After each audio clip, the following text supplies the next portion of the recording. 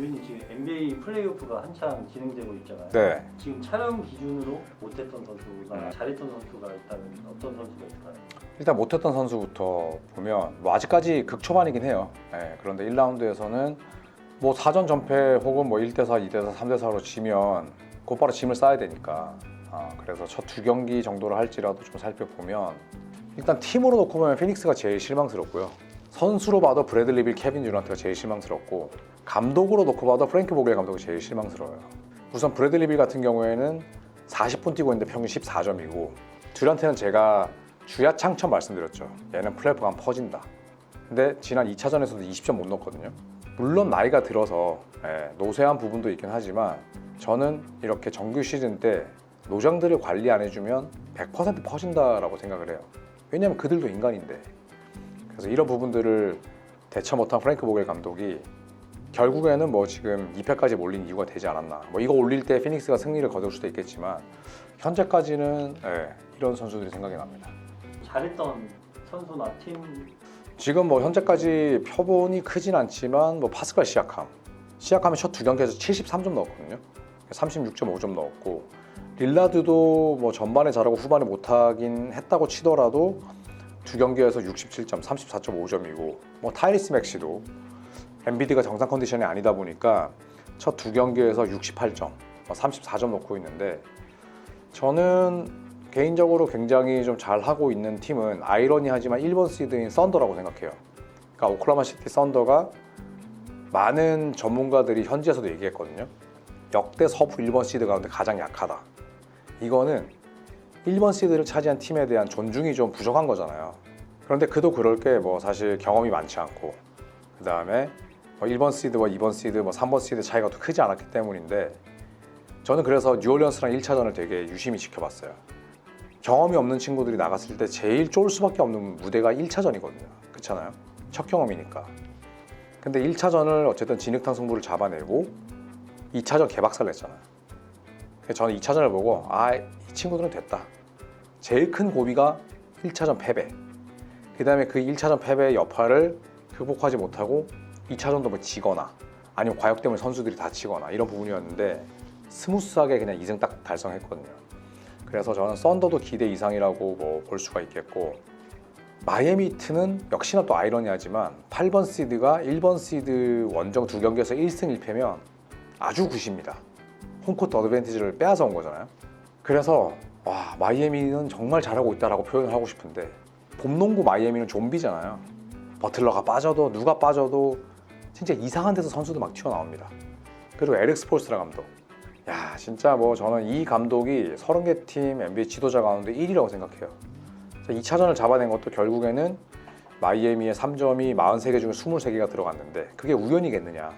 아니죠. 보스턴의 수비 약점, 그 다음에 스위치를 했을 때 뒤로 처지는 부분들 이런 것들을 간파한 감독의 승리라고 생각을 해서 저는 마이애미가 내가 이럴 줄 알았어 라는 반응이 당연히 많겠지만 8번 시드로서 저는 현재까지 2경기에서 보여줬던 물론 1차전은 망했지만 아주 인상적으로 생각합니다.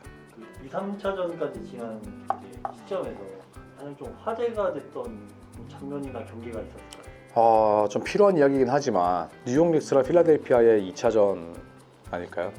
오신 범벅이었던 저희가 뭐 눈문철 TV로 다뤘었는데 그때 댓글에 막 그런 것들이 있었거든요. 형, 이 정도는 안 불어. 이 정도는 불리지 않아. 그런 댓글도 몇 개 있었어요. 근데 저희는 2분 리포트가 나오기 전에 찍잖아요. 그래서 뭐 물론 틀릴 수도 있고 맞을 수도 있는데 다행이라기보다는 저희가 언급했던 내용들이 전부 다 오심이었어요. 근데 그런 오심들이 결국에는 팀의 승패와 직결이 됐죠. 사실은 필라델피아가 이겨야 되는 경기였어요. 이기는 게 맞는 경기였지. 패스 나가기 전에 인바운드 패스 하기 전에 파울하면 자유투 하나잖아. 그게 안 물렸으니. 그리고 거기서 턴오버가 나왔잖아요. 그래서 1대1이 될 수 있는 경기가 2대0이 된 게 팬 입장에서는 좀 아쉽죠. 왜냐면 오심 때문에 뉴욕의 승리도 빛이 발한 거고. 그리고 서부에서는 덴버랑 레이커스 2차전 보셨죠? 버저비터. 그 맛에 농구 팬 하는 거거든요. 물론 축구도 뭐 인저리 타임 버저비터 같은 게 있겠죠. 근데 막 이렇게 막 심판이 막 휘스를 부는데 뭐 슛 들어가서 끝 이거 없잖아요.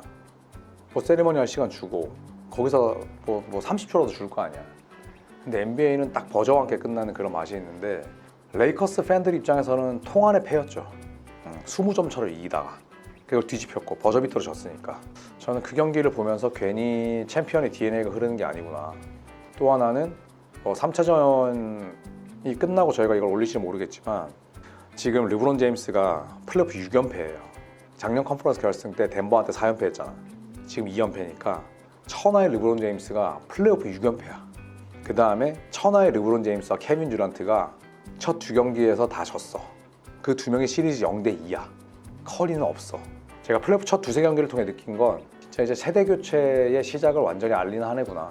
네, 그런 생각이 들어서 한편으로는 조금 섭섭하기도 하고 한편으로는 또 영건들의 활약, 젊은 팀들의 경기력이 또 기대되기도 해요. 커뮤니티에 보니까 세대 교체를 알리는 짤이라고 해서 앤서니 에드워즈가 듀란트한테 트래시토킹하는 그 장면 유명했죠. 듀란트 시대에서 이제 좀 넘어가는구나. 80년대생이 이제 리그에 얼마 없어요. 대표적인 80년대생이 르브론, 커리, 듀란트, 데릭 로즈 이런 선수들이거든요.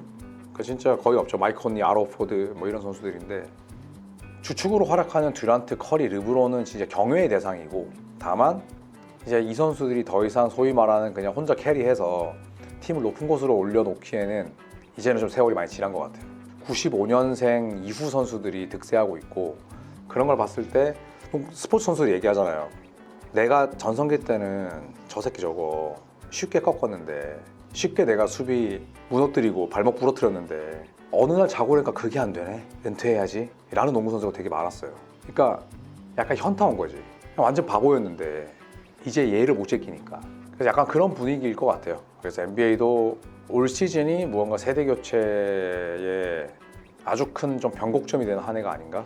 네, 그런 생각이 들어서 아마 전 세계에 있는 많은 방송국들, 유튜버들 어떤 생각 하시죠? 궁금하긴 해요. 이제 커리와 르브론 시대는 거의 끝났으니까 사실 커리, 르브론 2, 3년 정도 더 뛰면서 우승에 도전할 수 있는 기회는 냉정하게 많지 않을 것 같아요. 그냥 이들의 아름다운 퇴장, 골든스테이트와 레이커스의 낭만, 리빌딩은 할 수 없으니 마음의 상처를 좀 덜 받으면서 선수 생활을 마무리한 수순 아닐까? 그런 생각 듭니다.